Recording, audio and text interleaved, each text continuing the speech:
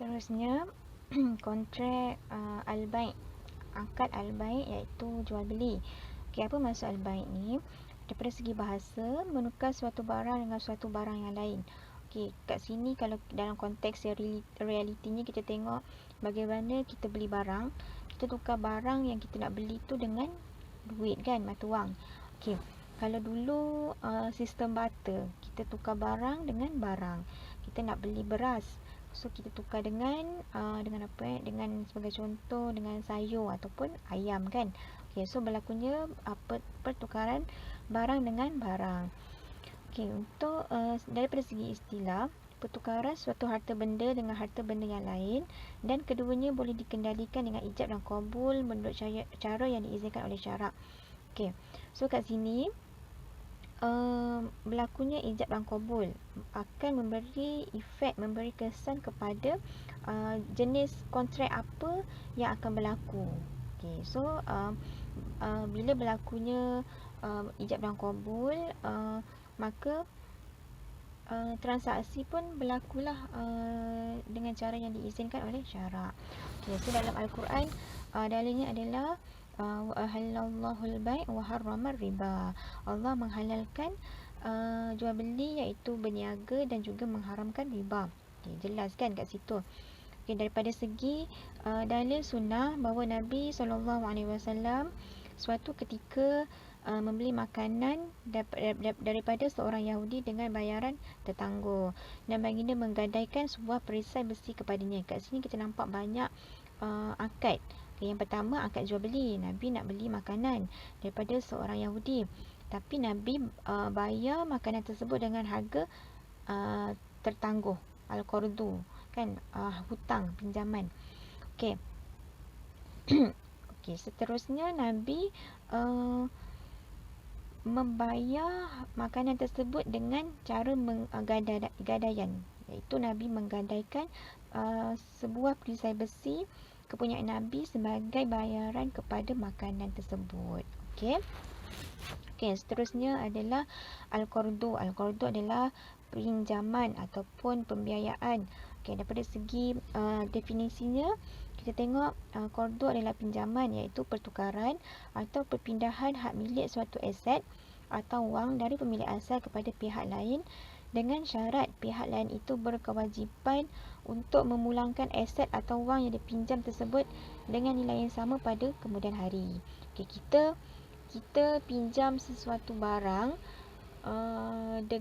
dengan syarat kita maksudnya berlaku bayaran balik ataupun pulangan balik barang tersebut di waktu yang lain, dengan syarat tiada berlakunya apa-apa pertambahan nilai ataupun faedah daripada pinjaman tersebut. Okey.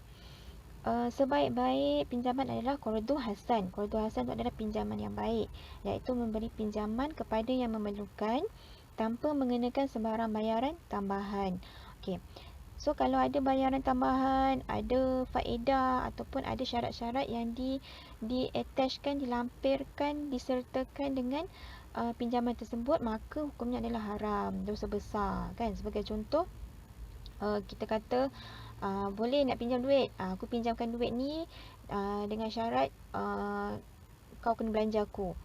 Okay. So ada syarat kat situ kan, syarat kena belanja diiringkan dengan pinjaman tersebut. Okay, so itu adalah faedah tambahan, maka hukumnya adalah berdosa. Okay, so sebab apa? Sebabnya pinjaman ni kita laksanakan atas dasar nak bantu, atas dasar sukarela, atas dasar belas kasihan kepada yang memerlukan. So bila kita attachkan dengan apa-apa faedah, apa-apa nilai tambahan, apa-apa syarat, maka akan menyusahkan pihak yang berhutang lah kan. Okay. So seterusnya adalah pembiayaan. Okay, kita tengok ijarah. Ijarah maksudnya adalah sewa. So bagaimana konsep ijarah ni berlaku dalam kontrak di produk-produk perbankan Islam. Okay, ijarah adalah jenis kontrak manfaat yang mana pemberi sewa menyewakan aset kepada pelanggan pada bayaran sewa yang telah dipersetujui dan tempoh sewaan yang ditetapkan pada masa akad.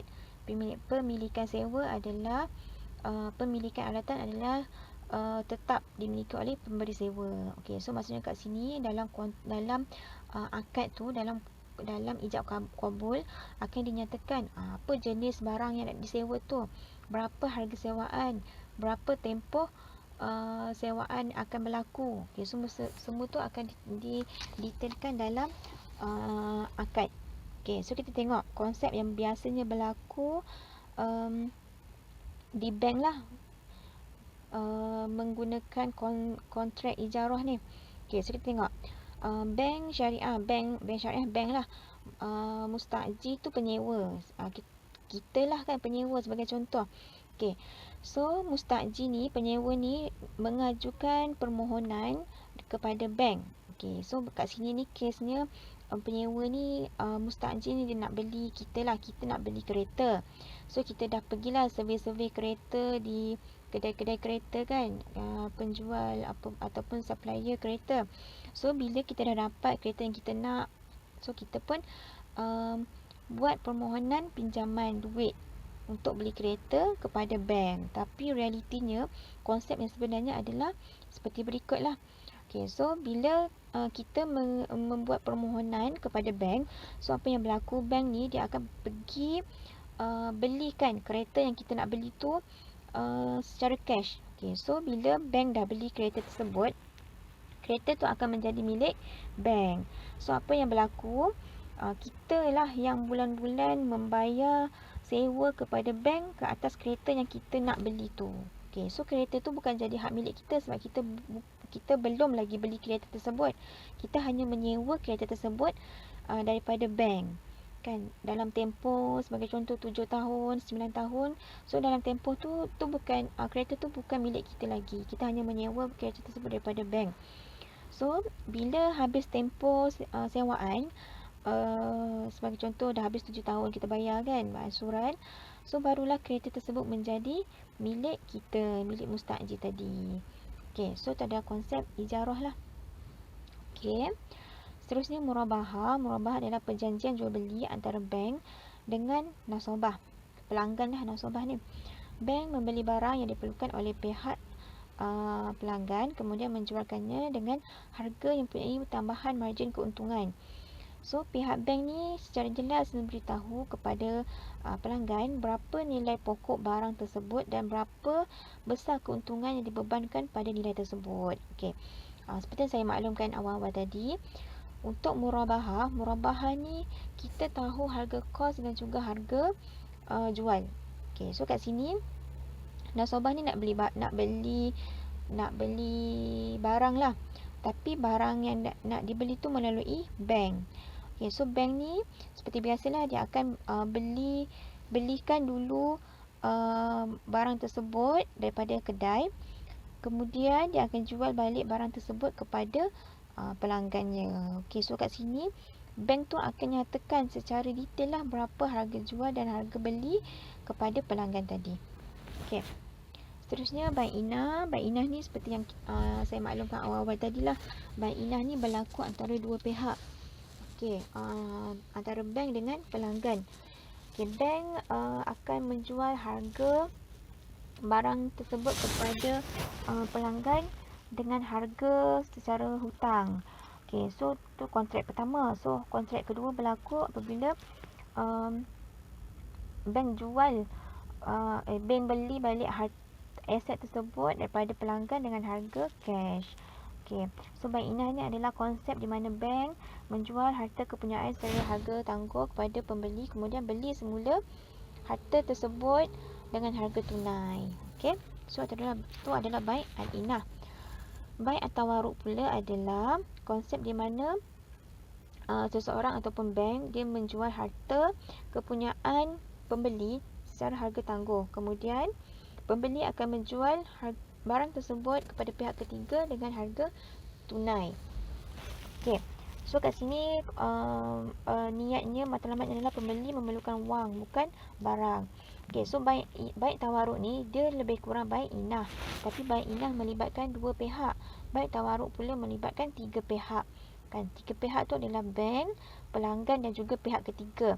So konsepnya adalah sama, cuma kontrak kedua kontrak pertama adalah sama, kontrak kedua tu berlakunya jualan jualan aset tadi kepada pihak ketiga. So pelanggan tadi dia tak jual barangnya kepada bank, tapi dia jual kepada pihak ketiga.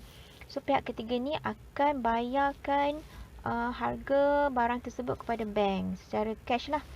Okay, so pihak ketiga dapat barang dan bank akan bayar balik kepada nasabah tadi, kepada pelanggan. Okay, so pihak ketiga dapat kereta, dapat cash, dapat kereta, dapat aset lah, dan pelanggan dapat harga jualan kereta tadi, aset tadi secara cash. Bank dapat untung lah, untung daripada jualan dalam kontrak kedua. Okay, so tu adalah contoh-contoh al-bai' lah, pembiayaan. Okay, seterusnya adalah takaful. Okay, so takaful insurans. Insurans kalau dalam Islam kita panggil insurans Islamik ataupun takaful. Okay, so daripada segi bahasa jaminan atau memberikan jaminan. Daripada segi istilah, satu kumpulan untuk saling jamin menjamin dan bantu membantu antara satu sama lain ketika para peserta kumpulan tersebut ditimpa sesuatu masalah. Okay, hukumnya adalah harus. Okay, kalau zaman dulu, orang Arab dulu, okay, asal takaful ni, orang Arab kan dia suka mengembara. So bagaimana nak menjamin keselamatan, menjamin keluarganya yang ditinggalkan. So orang-orang Arab ni dia akan kumpulkan harta yang dia ada di dalam satu tempat. Okay, so katalah satu kumpulan ni nak mengembara. So ahli-ahli dalam kumpulan ni dia akan mengumpulkan harta yang mereka ada di satu tempat. So kalau apa-apa berlaku kepada ahli keluarga kumpulan pengembara tersebut, maka boleh diambil harta yang ada dalam harta yang ditinggalkan oleh kumpulan tersebut lah. Okay, so antara ahli kumpulan pengembara tu akan saling menjamin. Okay, so itu adalah asalnya lah. Tapi bagaimana sekarang ni kita tengok di modernkan lah proses takaful tersebut. Okay, so kita tengok perbezaan insurans konvensional dan takaful. Okay, kalau konvensional ni menggunakan kontrak muawadah, kontrak simpanan muawadah. Okay, kalau takaful menggunakan kontrak tabaruk. Kontrak tabaruk tu kontrak bantu-membantu. Okay, seterusnya pelaburan kumpulan wang bebas tanpa sebarang kekangan syariah. Maksudnya syarikat takaful ni dia nak kembangkan harta syarikat akan melaburkan wang premium lah kan, wang yang dibayar oleh orang yang menyertai insurans kepada sektor-sektor ataupun bidang-bidang yang tak terhad, maksudnya tak limit kepada halal sektor. Maksudnya terpulanglah kepada dia nak laburkan kepada bidang arak ke, bidang rokok. Okay, maksudnya tak ada kawalan kat situ. Berbeza dengan takaful, pelaburan hanya dalam instrumen yang syariah compliant. Maksudnya sektor-sektor yang halal. Okay, so maksudnya kat situ bila keuntungan yang diperoleh halal lah kan, sebabnya pelaburan dalam sektor yang halal. Okay, seterusnya wang pelanggan dianggap wang syarikat insurans dan dimiliki oleh syarikat, sejurus dibayar oleh pelanggan. Okay, so bila ahli insurans bayar wang premium, maka dianggap wang syarikat. Okay, berbeza dengan takaful, wang pencarum tidak dikira sebagai wang syarikat, malah ia diasingkan dan tidak dimiliki oleh pengendali. Okay, so dalam syarikat takaful dia ada banyak tabung sebenarnya.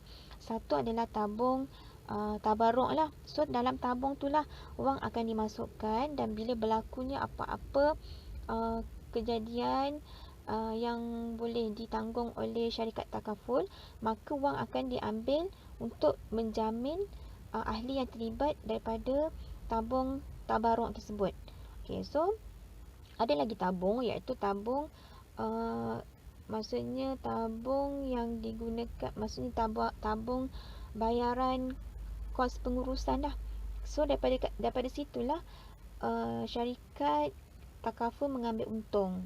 Okey, maksudnya kita bayar, di samping kita bayar wang caruman, kita bayar juga kos pengurusan kepada syarikat takaful. Okey, itu dibenarkan oleh syariah lah. Okey, seterusnya insurans konvensional, pencarum tidak berhak untuk mendapat sebarang ganjaran daripada keuntungan. Okey, so bila berlakunya pelaburan, maka ada untung ataupun rugi. Bila berlaku keuntungan, syarikat konvensional, insurans konvensional ni tak wajib lah untuk bagi keuntungan tersebut kepada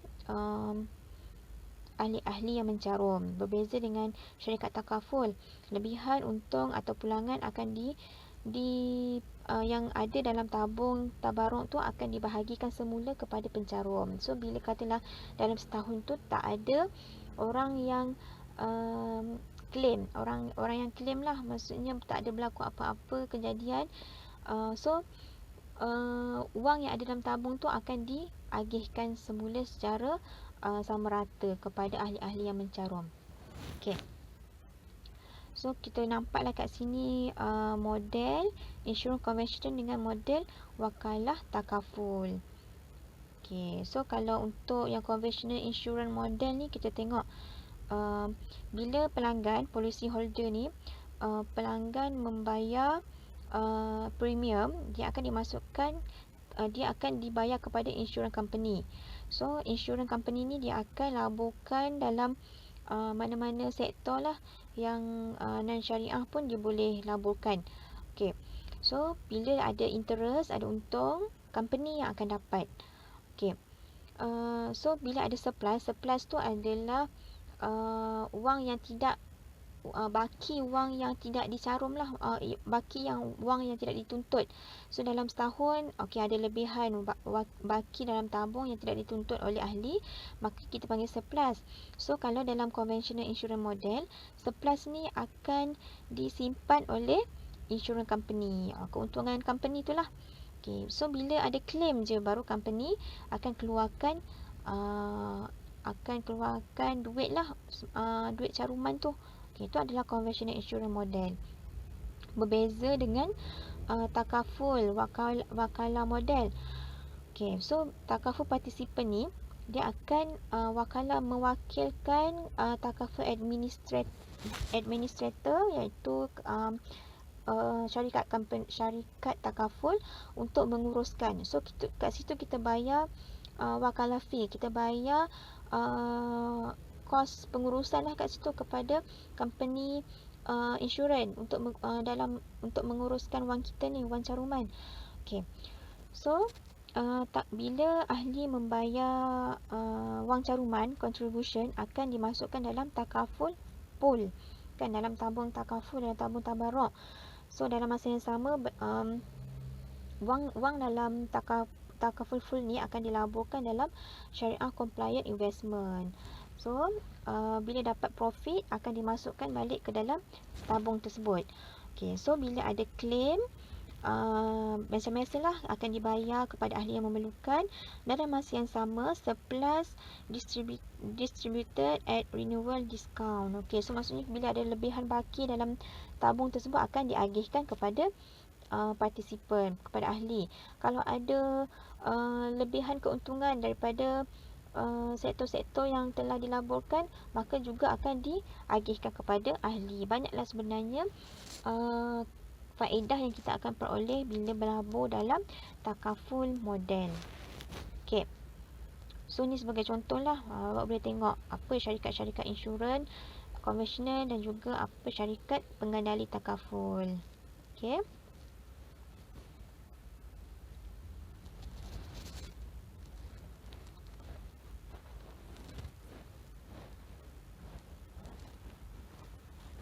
So seterusnya kita sambung kepada al-wadi'ah. Okay, al-wadi'ah ni simpanan. Okay, kalau dalam di bank, deposit lah, kan, account deposit kita panggil al-wadi'ah. Okay, so daripada segi bahasa, meninggalkan atau meletakkan. Daripada segi istilah, memberi kuasa kepada orang lain untuk menjaga harta atau barang dengan cara terang-terangan ataupun secara isyarat. So hukumnya adalah haruslah. Okay, so simpanan ataupun wadiah. Kalau bahasa Melayu ni simpanan. Akaun simpanan kita tu lah. Okay, so kat situ ada proses, ada transaksi, ada kontrak wadiah. Okay. So apa perbezaan akaun simpanan Islamik dengan akaun simpanan konvensional? Okay, akaun simpanan atas asas wadiah tanpa kita boleh bahagikan akaun simpanan Islamik ni kepada dua lah. Akaun simpanan atas asas wadiah, maksudnya simpanan semata-mata tanpa mudharabah. Mudharabah ni pelaburan kan. Okay, so duit kita tu disimpan dan dijaga semata-mata tanpa dilaburkan oleh penyimpan lah.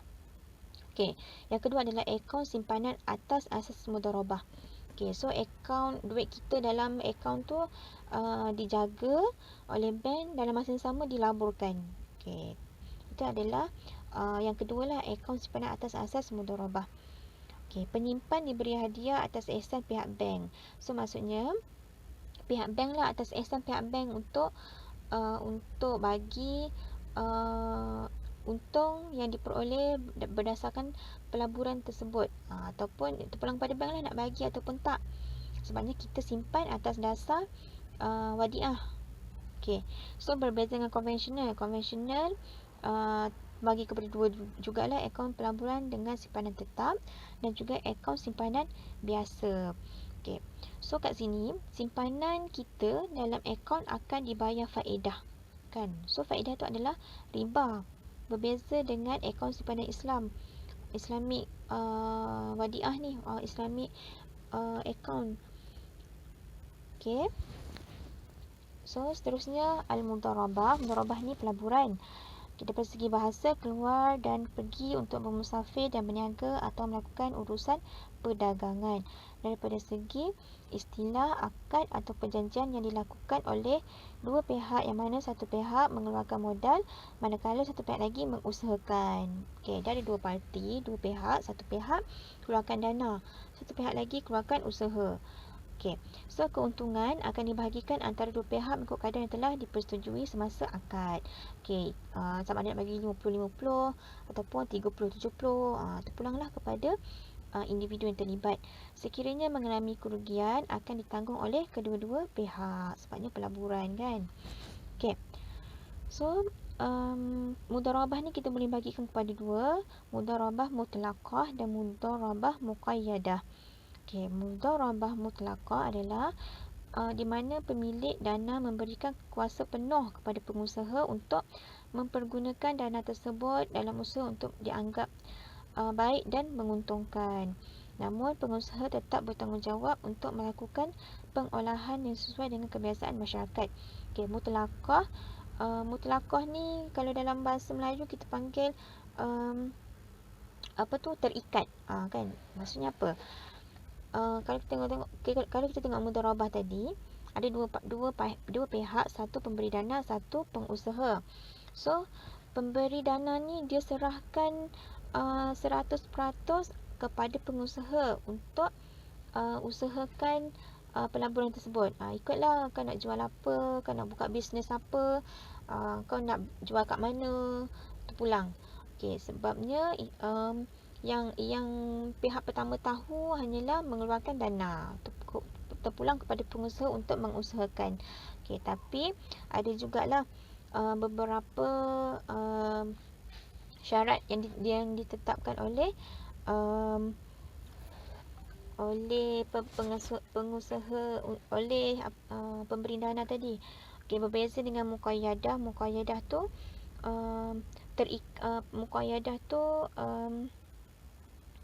hanya pemilik dana menentukan syarat dan batas-batas kepada pengusaha dalam menggunakan dana tersebut dengan jangka waktu, tempat, jenis usaha dan sebagainya. Okey, terbalik. Mutlaqah ni tidak terikat. Muqayyadah adalah terikat. Maksudnya pengusaha dana ni dia yang akan letak semua syarat kepada pengusaha. Nak labur dekat bidang apa, nak usahakan kat mana, berapa jumlah, apa jenis yang nak diusahakan, semua tu ditentukan oleh pemberi dana. Okey. So ni adalah contoh-contoh muamalat yang lain lah. Okey, al-murabahah, baik salam. Okey, murabahah ni kita dah bincangkan tadilah awal-awal. Baik salam, penangguhan penyerahan barang yang telah dibayar oleh pembeli mengikut syarat-syarat tertentu. Baik salam ni penangguhan penyerahan barang yang telah dibayar oleh pembeli mengikut syarat-syarat tertentu. Sebagai contoh, kita tempah baju kan. Kita tempah baju, kita dah bagi baju yang kita nak, contoh baju, spesifikasi baju yang kita nak kepada tukang jahit. Okey, so nanti pelang-pelang kita dah nak bayar terus ataupun bayar lepas siap baju tersebut. Okey, itu baik salam. Maksudnya barang tersebut akan diberi apabila baju dah siap nanti. Okey, baik takjil adalah sewa beli yang mana pemilik harta bersetuju menjual harta tersebut selepas satu tempoh yang dipersetujui. Okey, baik takjil. Baik ijarah adalah sewaan. Ijarah adalah upah. Wakalah adalah wakil. Okey. Baik inah, seperti yang dimaklumkan awal tadi, baik tawaruk, melibatkan 3 pihak. Okey.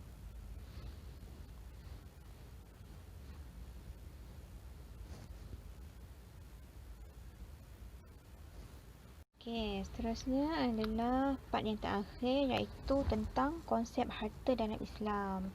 Okey, kita tengok dalam kontrak-kontrak sebelum ni, dalam produk-produk perbankan Islam mesti akan berkaitan dengan harta. So kita nak tahu apa maksud harta tu sebenarnya, apa pandangan Islam tentang harta. Okey, so harta adalah milik mutlak Allah. Okey, so kita tak boleh nak sombong lah, sebabnya semua adalah hak Allah.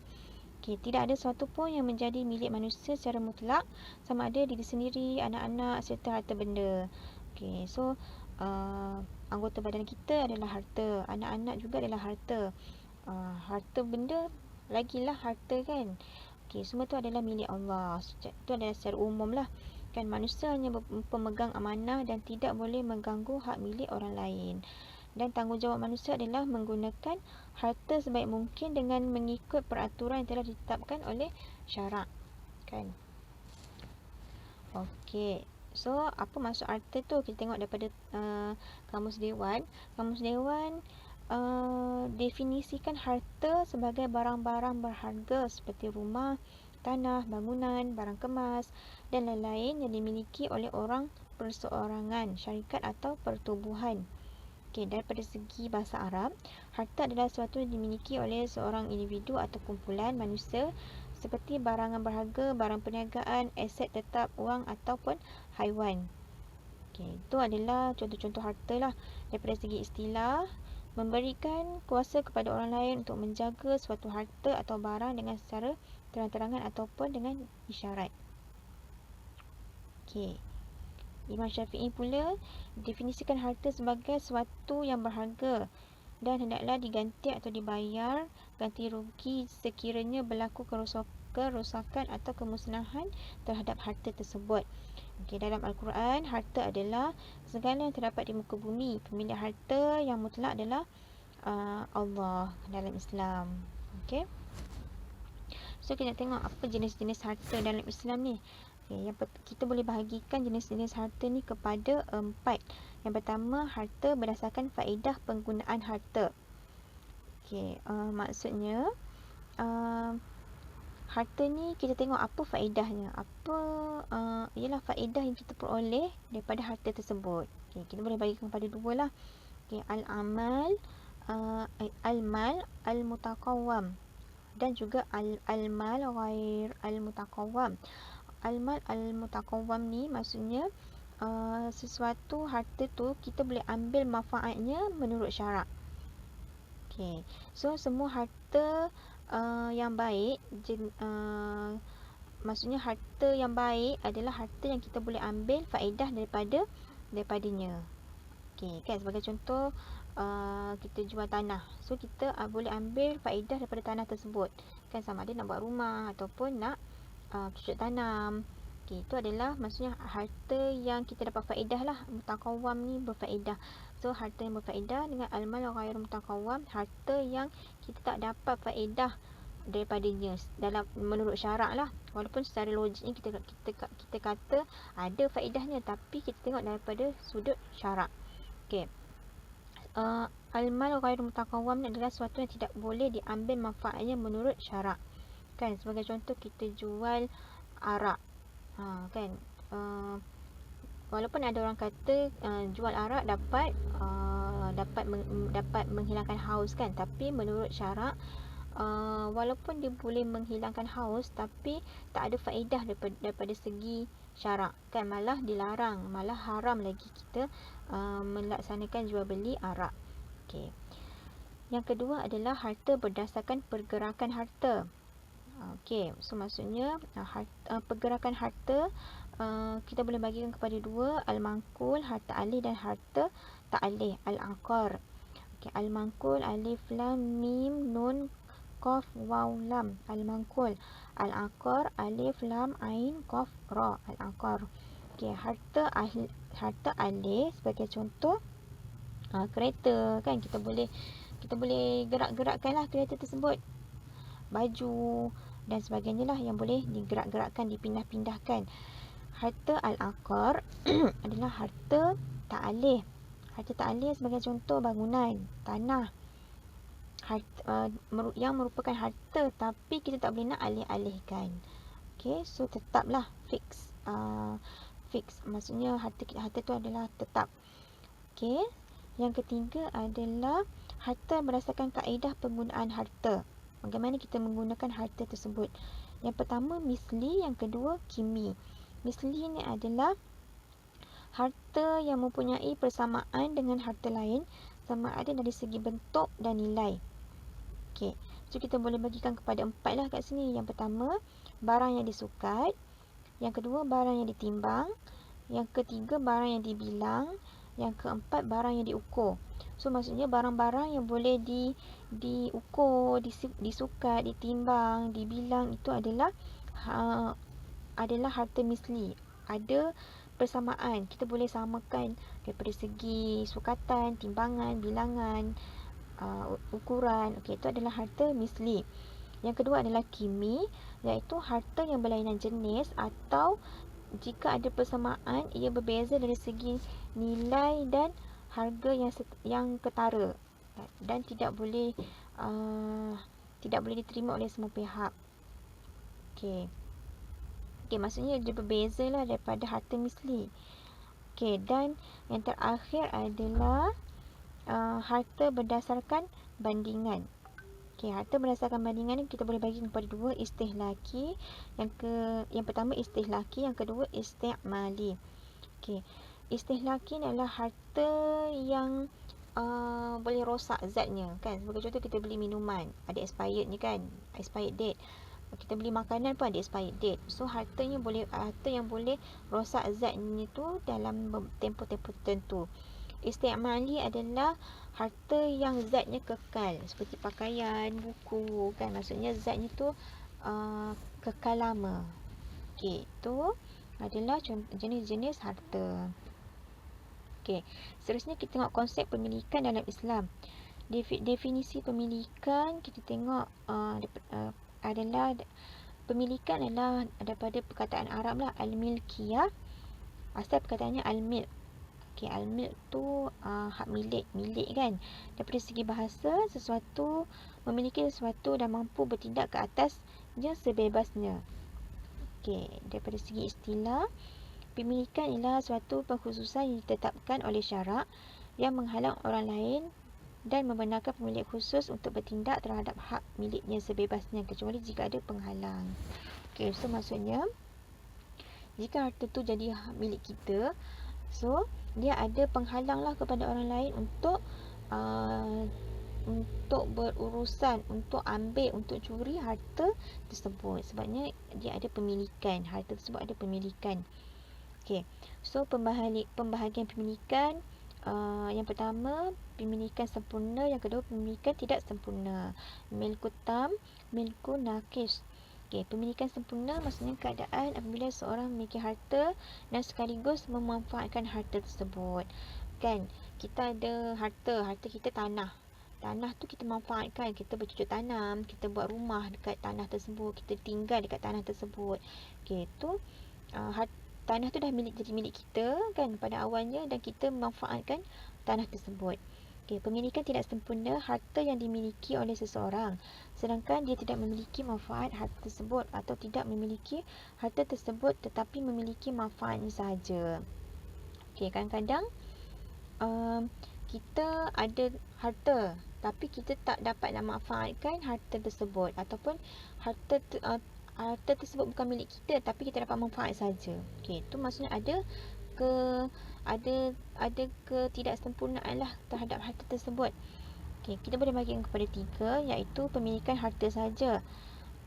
Maksudnya kita ada tanah je dan kita memang tanah tu milik kita lah.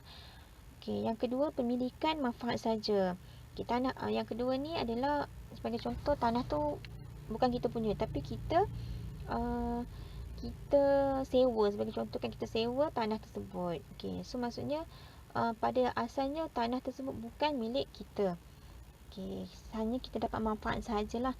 Yang ketiga, hak memanfaatkan harta benda.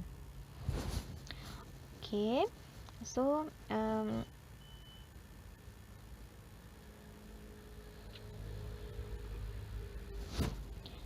hak memanfaatkan harta benda ni sebagai contoh, hak yang berhubung dengan kemudahan penggunaan kemudahan lah, yang menjadi hak awam. Sebagai contoh, hak penyiraman tanaman, tali air, pengaliran air melalui tanah orang lain. Okey, so maksudnya kita mendapat manfaat, walaupun manfaat bersamalah, walaupun bukan kita kata hak kita. Harta tersebut bukan hak kita tapi kita dapat manfaatnya bersama. Okey. Okey, seterusnya kita tengok sumber kehartaan dalam Islam. Okey, macam ni kita nak dapatkan sumber harta dalam Islam ni. Yang pertama, melibatkan diri dalam aktiviti ekonomi atau dengan usaha sendiri kan. Sebagai contoh, kita nak dapat harta, kita kena berusahalah, sama ada laksanakan jual beli ataupun sebagainya. Yang kedua, dengan bantuan orang lain, sama ada melalui individu, masyarakat atau kerajaan seperti baitul mal. Orang bagi sedekah, orang bagi wakaf, so kita dapat manfaat daripada harta tersebut. Yang ketiga adalah kontrak pemindahan seperti jual beli, hutang piutang, mas kahwin dan atau pemberian. Okey, so kat situ daripada kontrak-kontrak yang kita dah belajar sebelum ni lah, itu juga merupakan sumber harta. Yang keempat adalah melalui pensyariatan seperti zakat, wakaf, hibah, wasiat dan pusaka. Ini adalah kontrak-kontrak yang telah diwasiatkanlah dalam Islam kan. Zakat memang wajib, wakaf dia digalakkan, hibah, wasiat dan pusaka. Okey, ini detail lah, secara detail sumber kehartaan. Yang pertama, zakat adalah wajib lah, iaitu harta yang kita keluarkan dan akan diberikan kepada golongan-golongan tertentu, yang asnaf. Okey, yang kedua, wakaf. Seseorang menyerahkan hak miliknya kepada pengguna wakaf dari mula harta diwakafkan sehinggalah ke akhirnya lah, semata-mata kerana Allah. Yang ketiga adalah hibah. Pemberian sama ada dalam bentuk ain atau selainnya, kita bagi hadiah kan, secara fizikal ataupun secara manfaat. Okey. Yang keempat, wasiat, iaitu pemberian atau sumbangan oleh seseorang kepada orang atau pihak lain setelah dia meninggal dunia, sama ada perkataan wasiat itu diucapkan ataupun tidak. Okey, wasiat ni kita boleh beri harta kita setelah kita meninggal lah, walaupun bukan kepada keluarga kita. Okey, pusaka adalah peninggalan lah setelah meninggal dunia kepada ahli keluarga dan juga waris lah yang berhak. Okey, itu adalah sumber kehartaan. Okey, secara kesimpulannya, prinsip muamalah Islam adalah tata cara atau peraturan yang bertujuan untuk membawa kesejahteraan dan keadilan kepada semua manusia. Itu adalah matlamat utama fiqh muamalat Islam. Kan, selain itu, ia juga dapat melahirkan individu yang berakhlak mulia dan menggunakan hartanya untuk kepentingan bersama. Sebab tu, dalam pemilikan harta ada hak-hak yang perlu ditunaikan, sebagai contoh sedekah, zakat, wakaf dan sebagainya. Okey, sebab apa? Sebab harta bukan milik kita. Harta adalah mutlak kepunyaan Allah dan untuk kepentingan bersama. Okey. Itu sahaja untuk topik 6, iaitu fiqh muamalat kehartaan. Sekian, terima kasih. Assalamualaikum warahmatullahi wabarakatuh.